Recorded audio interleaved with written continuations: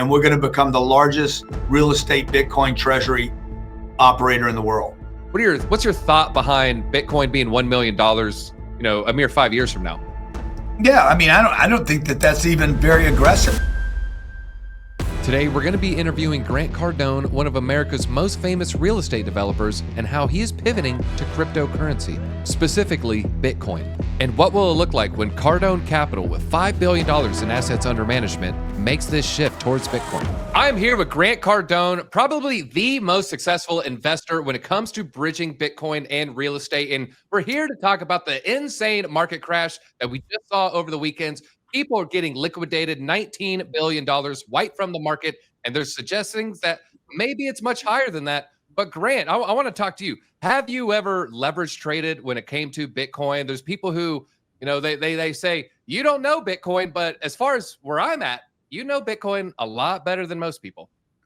Look, somebody called me an illiterate. You probably have the post on X. Guy out of nowhere called me an illiterate. Said, you run a $5 billion fund and you don't know what trading Bitcoin is? I'm like, yeah, no, I don't trade anything. I buy assets. I pursue them for long periods of time. I'm very disciplined in how I buy things. I had buy orders for Bitcoin at 108 on Friday. We bought $30 million worth of Bitcoin Friday. I've never sold any of my Bitcoin. I've never sold any of my real estate. I mean, I have 45. I've probably had 52 real estate transactions in my career, maybe sold 7 of them. I knew I was going to sell them when I bought them. But, I keep my investments like my family. I want to get family. I want to pick the right wife. I don't want a trader. It's too expensive.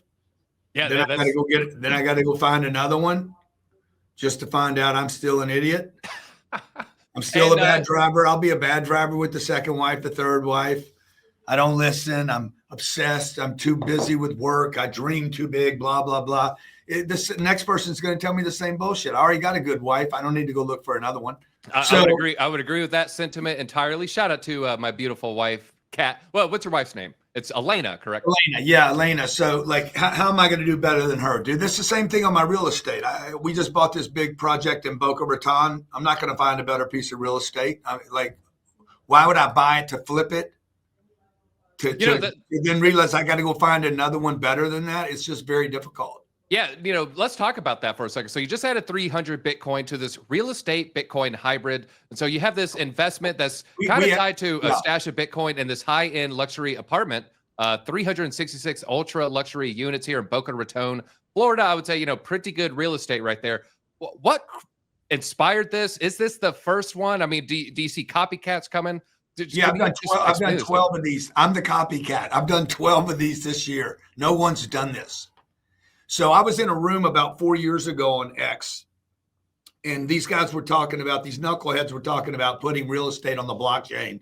So then I spent 2 years trying to figure out how to put real estate on the blockchain, only to realize you're not going to ever put real estate on the blockchain. You definitely aren't going to do it today. And then finally I met with Mike Saylor, actually Gary Cardone, my brother that you know. Gary knows you better than I do. You've had Gary on the show many more times than me, so I'm a little hurt about that. You know what? That's why you're here now. We're trying to close the disparity, man. We got to close the delta there. Yeah. And so I went and met with Mike, and I said, Mike, man, I want to put real estate and Bitcoin together. He says, it's a great idea. You got a big audience. They trust you. He's like, you should do it. You need a public entity. And I said, but I don't have a public company. And Mike literally said, hey, that's your problem. Figure that out. Literally said those words. That's your effing problem. And I'm like, I came home and I'm like, okay, I'm not a public company. I'm private. How can I add real estate and Bitcoin? I'm not going to wait until I'm a public company. That could be a year and a half. Let me just go ahead and put them together. We did our first deal in January. We're on our 12th deal. That deal you're looking at right now is fully funded. It's a $235 million asset that was purchased from Blackstone. This has already been done, by the way. This deal's closed. We haven't completed all the funding, but the deal's closed and it's ours. On Friday, we added 300 Bitcoin to 800. That piece of real estate. You're saying when you bought the dip, you were buying the dip for this apartment. Yes. vehicle here, this Yeah, Bitcoin. That is we had, very, very we, significant. we had $30 million funded in the asset on top of the real estate being funded. And we added 30, I guess, whatever number of pieces on Friday. Well, let me go ahead and just give you your flowers here. There's one thing that always frustrated me about Michael Saylor. There would be these dips on the weekend, and he'll come out on Monday and he'll be like, yeah, I bought on Wednesday right here. And you're like, you're looking at his average buy price. So you're able to basically move a little bit more quickly. So congrats on that one. What was your mentality? I mean, just looking at this 1 hour wick, you said you got in below 108. So, I mean, this is the zenith of fear and FUD. I mean, were you a little bit nervous? Were you sweating a little? What was going through your mind? Yeah, I was trying to get in to make sure I had all my orders in for full. Okay. And I didn't, by the way. Like we had, you see, the beautiful thing about the real estate is when we fund the real estate transaction, when you buy real estate, you're not thinking there's no chart to look at. Okay. The beautiful thing about real estate is when you buy a great piece of real estate, this piece of real estate took 17 years to put together. I bought it. I've been hunting it for 17 months. I knew it was in trouble 17 months ago, and I've been trying to take this deal down. It ends up in bankruptcy. I'd take a stalking horse position on it. Blackstone was a debt. Blackstone was actually trying to bleed this guy out and grab the asset. But in the state of Florida, the debt cannot buy the asset out of bankruptcy. So I got in line. I got in Blackstone's way, bought the asset, closed it with cash, wrote a check for $235 million. And then we started raising money for that and the Bitcoin. So I was collecting money for the Bitcoin. Now the real estate's cash flowing every month. I don't have any debt on it. So I'm getting cash flow every month, and we accumulate the cash flow to buy more Bitcoin. We basically took an asset. We took an asset that cash flows at 5%, and I stacked it. I just kept adding Bitcoin until I got to a 3% cash flow. Okay. Because I'm like, hey, it's great real estate. I'd rather have the Bitcoin and 3% return than the real estate and a 5%. Yeah, that's honestly a conservative estimate. There's a lot of people that talk about CAGRs, compound annual growth rate, and you'll see these moonshot CAGR numbers for Bitcoin. Like, oh, well, this is what it did the previous 12 years. So, you kind of expect something similar for the next 12. That's clearly not going to be the case. I do think, 5% is barely, I would say very, very conservative. Did you still get to, I haven't done the compound annual growth rate. I don't have the math calculator in front of me here, but did that number with the 5% equal to the $1 million Bitcoin? Because I see this $1 million projection for the year 2030. How did you come to that number? Is that the 5? Well, what we're doing here on this chart is I'm laying out the real estate. The real estate's going to be this pin. It's going to be the blue line down there. Yeah. It's going to be very stable. If the real estate NOI changes by 20% over the next 5 years, I will make $100 million on the real estate. Yeah, and that's with a small rise. I mean, my hairline rises much more than that real estate there, and you're still making pretty significant. You're not supposed to laugh at that. You're still making what goes through your mind for this Bitcoin? That's basically 100% return in 5 years. It's about 20%, and that property should do that. But the little green line in between is another exit. I really don't like exits, by the way. I don't really want to exit. None of these are what we're going to do, but I'm going to show you what we can do. Yeah, it's the condo conversion. Okay, so you're gonna have an aversion to the conversion. I think that's probably a good idea. I mean, but it could happen because Boca is on fire. Like, you cannot buy $1.5 million condos in Boca. If I sold this for 1.5 million per unit, just quick back of the napkin math, you're looking at deal would make $200 million.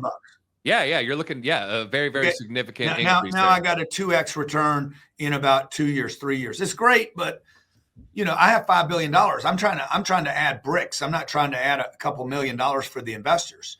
When I add the Bitcoin, okay, imagine I sell off the condos, but I still own the Bitcoin, which is the orange line. I could make 200 on the condos and I'm out, but I still own my Bitcoin. I don't want to sell something and start from zero again with just profits and pay taxes. So by combining the real estate and the Bitcoin, dude, I could sell the real estate and still end up with my 800 pieces of Bitcoin. Mm-hmm. I don't really care what it does. It goes to 250, 450, 650, 1 million, 13 million. I own it for free. Now, okay. Now Well, let could me do ask you a this. quick question. When you are selling this, is this an immediate conversion into Bitcoin? Is this kind of like your cash flow? You set it on the sidelines and you wait for a dip opportunity. Yeah, Have you discussed the strategy? well, we bank the cash on the 15th. So the money comes in between the 1st and the 5th. It's banked and recognized by the 15th. And on the 15th, I could pull the trigger. I could already have a buy order in, or I could say, nah, in this case, I had the order in at 108. The cash just accumulated for 3 or 4 months. And then bang, at 108, it just pulled. Now, they call this a stink bid in crypto. For those who aren't aware, you kind of set these very low bids. Most of the time, you don't even expect them to very fill. low, dude. I thought it was very achievable. All right. Now, if you don't mind, there's a lot of people saying, I had bids, they didn't register. I don't think they're playing with the same size that you are. If you're okay, ask what exchange actually filled that order for you?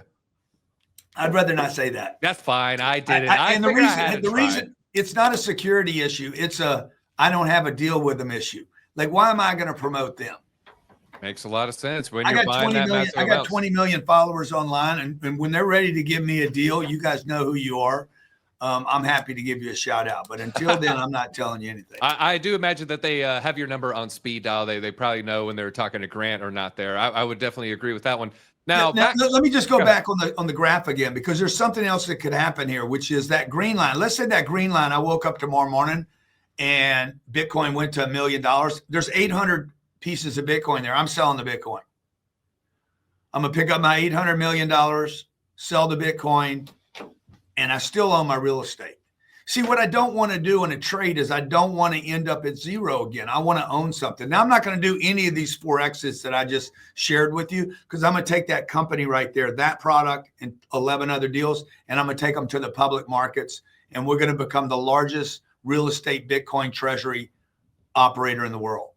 All right. So, yeah, I already see you ringing that bell. Yeah. And ding, ding, ding. Yeah, Jim Cramer, he's going to turn bearish on you, and he's going to get Jim wrecked. Cramer. Okay. As soon as I'm going to get Jim Cramer to say bad shit about me, just so I go up for sure. I think that's a pretty good strategy. It seems to work out fairly well there. He is called the inverse Cramer for a reason there. Now, I do love some of this projections, but I still want to ask you, how do you get to $1 million at 2030? Well, what's your thought behind Bitcoin being $1 million, a mere 5 years from now? Yeah, I mean, I don't think that's even very aggressive. I think that's a fairly, is it 5 years, 6 years, 7 years, whatever. I'm still going to own the real estate. The real estate will be there. That machine will be there. It'll be hit there 100 years from now. Whether I own it or not is another issue, but that piece of real estate is going to be there. The rents are going to go from, they're $4,500 right now. They'll be $10,000 in the next 10 years. Well, Grant, I do know you have limited time here. I want to just ask you, maybe one more question on this luxury unit combined with Bitcoin. Can people invest in this? Is there a timeline for them to be able to invest in this? Yeah. There's going to be people who want exposure to some sort of real estate Bitcoin vehicle. Well, there's no other choice right now, because nobody's doing this at scale. Nobody's doing this with, look, the REIT industry, where we buy these kind of assets, or from the biggest. Just to back up, REIT, real estate investment trusts, by law, they have to pay out 90% of their profits to their holders in the form of dividends, and often, you do see it tied to real estate. So, this is a REIT. No, this is not a REIT. We don't want to be a REIT. We want to be a REIT destroyer. I'm going to destroy the REIT industry. Okay, this goes back 1960. The REIT laws were put in place. It was a brand new industry. There's 190 REITs in this country today. It's a $4 trillion industry. And I have been mistreated by these people for years. They underestimated me. Okay, so there's a little bit of a chip on the shoulder. Yeah, you'll get your 7% dividend, your 9% dividend, but then the stock is flat or heading down, and other good stocks are going up 20%. And you're like, yeah, exactly. Wait, so am I doing the right thing? Yeah, what I did was I studied the REIT industry. It hasn't changed for 65 years. The internet's here, money's here, Bitcoin's here. They can't add Bitcoin. They can't even keep cash on their balance sheet. They have to pay it out. They have to pay out 90%. So what we did was we created this because it's a $4 trillion industry that has underperformed institutions. If I get 5% of this, I'll be a $200 billion company in the next 2 or 3 years. And that's why we started adding Bitcoin here, because we can take best in class real estate, add Bitcoin. They can never do this. Not in 100 years, they can't do this. So I believe that I'm going to get not just a bunch of individuals, but also institutions that have mandates, Nick, to buy real estate. But they want the exposure to the Bitcoin. We put the best together and go compete with REITs for money. This is open right now at cardonecapital.com. We do not go to institutions for money today. We've democratized this investment class with regular people's money. I close the deal on my balance sheet. I buy the Bitcoin on my balance sheet. Then we open it up to the public at the same price that we bought it at. I'm the general partner. I run control on the entire project. I buy it, fund it, manage it, and then set up the fundraising for it. It's open at cardonecapital.com. It's a minimum of $200,000. We're probably 2 weeks from being closed on this. And the investor gets exposure to both the real estate and the Bitcoin at exactly the same price that I paid for both assets. No middlemen, no brokers. And we're going to take this. My goal is to take this vehicle public to the public markets. And so all our investors will go in as a day one ground floor investor on a new industry. All right. Well, let me just say you are by far smoking Michael Saylor. I love Michael Saylor. I love what MicroStrategy is doing, but you're actually buying dips. You're keeping dry powder on the sideline, and you're not buying the high wick of a Tuesday afternoon where that Monday morning buy just seems.